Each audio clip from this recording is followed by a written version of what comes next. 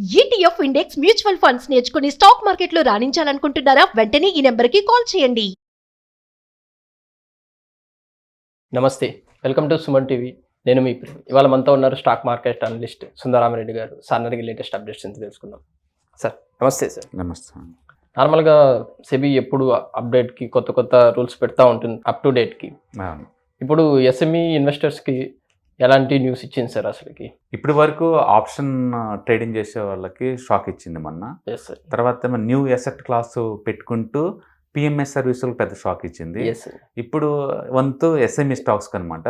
రేపు Monday declare చేస్తారు data, ఏ స్టాక్స్ పరిధిలోకి వస్తాయి అనేది. వీళ్ళేంటంటే ఎన్హాన్స్డ్ సర్వేలెన్స్ మెకానిజం అని చెప్పేసి ఈఎస్ఎం అంటాం. ఈఎస్ఎంఎల్ ఏంటంటే ఒక స్టాక్స్ ఓవర్గా రియాక్ట్ అవుతుంది అనుకోండి, ప్రైస్ అప్ అండ్ డౌన్స్ అవుతున్నా, వాల్యూమ్ లేకుండా అప్ అండ్ డౌన్ అవుతా ఉన్నా, వాటన్నిటిని సర్వేలెన్స్ సిస్టంలో పెడుతుంటారనమాట. సో ఈ ఎన్హాన్స్డ్ సర్వేలెన్స్ మెజర్స్లో ఏంటంటే ఈఎస్ఎం అంటారు. అందులో పెట్టారనుకోండి ఒక స్టాక్ని, ఇక జైల్లో పెట్టినట్టు స్టాక్ని అది ఇంకా మూవ్ అవడం కుదరదు అనమాట. ఇంకా అందుకని బాగా మూవ్ అయ్యే స్టాక్స్ కూడా స్టక్ అయిపోతాయి. సో బేసికల్గా ఏంటంటే 90 days పీరియడ్ ఇస్తున్నారు వీళ్ళు. అంటే ఎస్ఎంఈ స్టాక్స్ బాగా మూవ్ అయ్యేది ఫస్ట్ 90 days. ఒకసారి 90 days అయిపోయింది అనుకోండి, ఇక దీంట్లో పెట్టేస్తారు అనమాట. 90 days అనమాట ఈ పీరియడ్. సో 90 days తర్వాత అబ్జర్వేషన్లో పెడతారు ఎస్ఎంఈ స్టాక్స్ని. అవి కనుక అబ్నార్మల్గా ప్రైస్ మూవ్ అవుతున్నాయి అనుకోండి, ఆటోమేటిక్గా దాన్ని ఈఎస్ఎం కింద పెట్టేస్తారు. పెట్టేసినప్పుడు ఏమైందంటే ఇక జైల్లో పెట్టినట్టు స్టాక్స్ని అవి మూవ్ అవ్వవు. నెక్స్ట్ 90 days వరకు అది అక్కడే స్టక్ అయిపోతాయి. ఈ లోపు ఏంటంటే టైం వేస్ట్ అవుతుంది అని చెప్పి చాలామంది నమ్మేసే ఛాన్స్ ఉంది. అందుకని ఈ ఎస్ఎంఈ స్టాక్స్ వన్ వే రూట్లో 100%, 200% పోవటం అనేది అయిపోయింది. ఇంకా ఇక ముందు ముందు రోజుల్లో అవి కుదరవు అనమాట.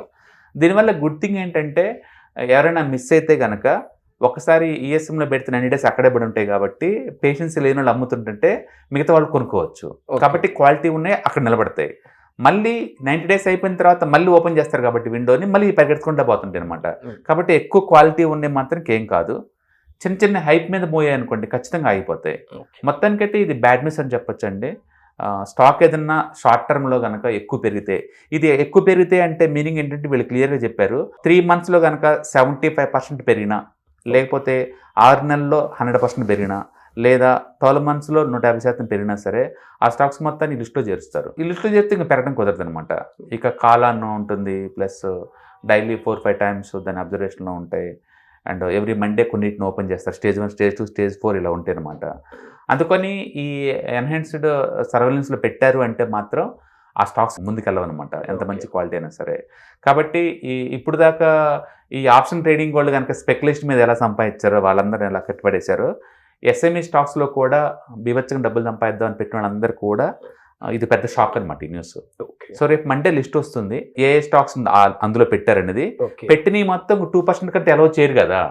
ఈ రోజు 20లో 10 ఉండవు ఇంకా 90 days వరకు. ప్రైస్ ఆగిపోద్ది. ఇంకా ఆఫ్టర్ 90 days మళ్ళీ రిలీజ్ చేస్తారు మూమెంట్ అని పెట్టేసి. ఎస్, ఒకళ్ళు చేసిన మళ్ళీ మీరు 6 నెలల్లో 100% మూవ్ అయ్యారు అనుకోండి, మళ్ళీ దీంట్లో పెట్టేస్తారు. ఓకే. ఒకళ్ళ సంవత్సరం 150% మూవ్ అయ్యారు, మళ్ళీ దీంట్లో పెట్టేస్తారు. అంటే నువ్వు ఎక్కువ మూవ్ జరిగావో దీంట్లో పెట్టేస్తుంటారు. మూమెంట్కి రీజన్ ఏమి ఉంటుంది సార్? ఇది ఎస్ఎంఈ స్టాక్స్ ఏంటంటే ఇల్లిక్విడ్ కొంటారు కదా. లిక్విడిటీ వస్తే ముందు బొద్దులా తాగిపోతుంటాయి. అందుకని ఫ్రంట్ లైన్ స్టాక్స్ లాగా కన్సిస్టెన్సీ లిక్విడిటీ ఉండదు. ఏదైనా స్టాక్ కనుక అబ్నార్మల్ వాల్యూమ్తో అప్పుడప్పుడు పెరుగుతున్నాయి అనుకోండి, వాటన్నిటి ఇలాంటిలో పెడేస్తుంటారు. అయితే SME stocks by default illiquid, వాటికి కూడా ఈ ఫిల్టర్ అప్లై చేయడం అనేది దారుణం, తప్పదు. బట్ వాళ్ళ రూల్ పెట్టారు. సో ఈ రూల్ పెట్టడం వల్ల ఏంటంటే ఇక స్టాక్స్ పెరగడం ఆగిపోతాయి స్పీడ్గా. ఇంత ముందులాగా ఎస్ఎంఈ స్టాక్స్ 1000% సంపాదించాం, 100% సంపాదించాం అట్లా అంటారు కదా, కుదరదు అనమాట.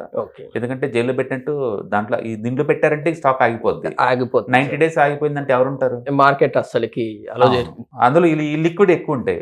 బేసికల్గా ఎస్ఎంఈ స్టాక్స్ పెద్ద ఆర్డర్ వచ్చింది అనుకోండి, ఆ కంపెనీ 10 కోట్ల మార్కెట్ క్యాపిటలైజేషన్, దానికి ఒక 10 కోట్ల ఆర్డర్ వచ్చింది అనుకోండి, 20% మార్జిన్స్ వస్తాయి అనుకోండి, చాలా పెద్ద ప్రాఫిట్స్ అవి క్విక్ గా రైజ్ అవుతుంది స్టాక్ న్యూస్ రాగానే. అంటే కొత్త ఆర్డర్స్ వచ్చింది అంటే సారీ స్టాక్ 10%, 20% పెరుగుద్ది. ఇప్పుడేంది దీంట్లో సర్వేలెన్స్ సిస్టమ్ పెట్టారనుకోండి, ఇంక పెరగదు అది. అంటే ఇంకా కొత్త కాంట్రాక్ట్ వచ్చినా అవి పెద్ద మూవ్ అవ్వవు. అండ్ ఏదైనా ఫండమెంటల్ అనౌన్స్మెంట్ చేసినా మూవ్ అవ్వవు. ఫ్రంట్ లైన్ స్టాక్స్ ఎస్ఎంఈకి తేడా ఏంటంటే ఎస్ఎంఈ స్టాక్స్ క్వార్టర్లీ కూడా డబుల్ అవుతాయి సేల్స్. చిన్న సైజ్ కదా, ఈజీ కదా. రిలయన్స్ లాంటికి అయితే ఇయర్లీ కాదు కదా, 5 ఏళ్ళకి కూడా డబుల్ అవ్వవు. బట్ సేల్స్ 5 years కూడా డబుల్ అవ్వవు. బట్ ఎస్ఎంఈ కట్ట కాదు, క్వార్టర్లీ డబుల్ అవుతుంటాయి. ఈ క్వార్టర్లీ డబుల్ అయ్యే వాటిని తీసుకొచ్చి నువ్వు సర్వేలెన్స్ సిస్టంలో పెట్టడం ద్వారా ఏంటంటే ప్రైస్ కంట్రోల్లోకి వెళ్ళిపోద్ది. కోర్స్ క్వాలిటీ స్టాక్స్ ఎట్లాగైనా ముందుకెళ్తాయి, వేరే సంగతి. అందుకని మంచి కాంటెంట్ మీనింగ్ ఏంటంటే మంచి మేనేజ్మెంట్, పొలిటికల్ లాగా అతిగా ప్రామిస్ చేసి అండ్ పర్ఫార్మెన్స్ తక్కువ ఇచ్చడం కాదు. ఏదైతే ప్రామిస్ చేస్తారో ఇయర్లీ 50% గ్రోత్ ఉంటుంది కంపెనీ నెక్స్ట్ 5 years అన్నాడు అనుకోండి, కంపెనీ గ్రోత్ కూడా అలానే ఉంటుంది అనుకోండి.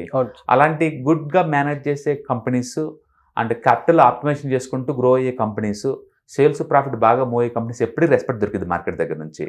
అలాంటి నువ్వు ఎస్ఎంఈలో పెట్టినా దీంట్లో పెట్టపోయినా, అంటే ఈ ఎన్హాన్స్డ్ సర్వేలెన్స్ సిస్టంలో పెట్టపోయినా అవి ముందు పోయే ఛాన్స్ ఉంది. కానీ స్పీడ్ ఇంత ముందుకు లాగా పోదనమాట.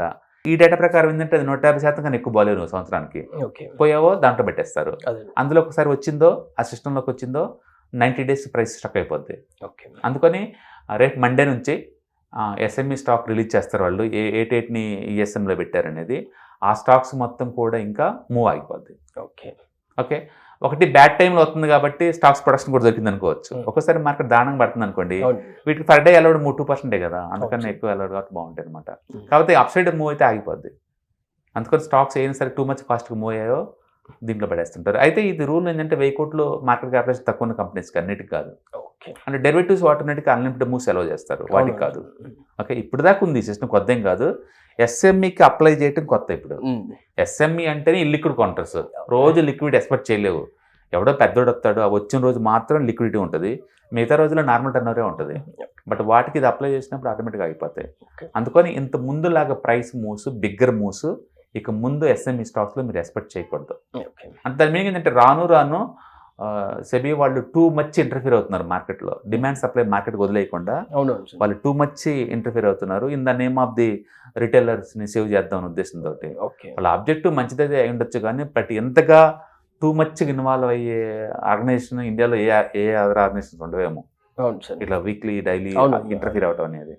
ఏనాహో ఎస్ఎంఈ స్టాక్స్కి టూ మచ్ ఓవర్ మూవ్ అవుతున్న విషయం అందరికీ తెలుసు.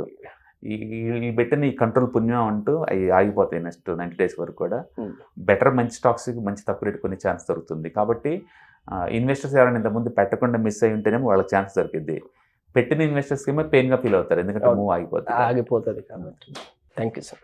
హాయ్, నేను మీ సుందర రామిరెడ్డి. ఈ వాలటిలిటీ మార్కెట్లో మనీ ఎలా మేక్ చేయాలని ఆలోచిస్తున్నారా? అంటే స్టాక్ మార్కెట్ బాగా బ్లీడ్ అవుతున్న ఈ టైంలో పోర్ట్ఫోలియోస్ అన్ని కూడా బ్లీడ్ అవుతున్నాయా? అండ్ ఈ వాలటిలిటీని ఎలా హ్యాండిల్ చేయాలి, లాంగ్ టర్మ్లో మంచి పోర్ట్ఫోలియో ఎలా బిల్డప్ చేయాలో ఆలోచిస్తున్నారా? అలాంటి వాళ్ళ కోసమే ఈ వెబినార్. రాబోయే ETFs, index funds and mutual funds వెబినార్లో పార్టిసిపేట్ చేయండి. మీ నాలెడ్జ్ పెంచుకొని రిస్క్ని మినిమైజ్ చేసుకోండి. స్టాక్ మార్కెట్లో ఉన్న ఇలాంటి వాలటిలిటీని ఎలా హ్యాండిల్ చేయాలో తెలుసుకోండి. Thank you.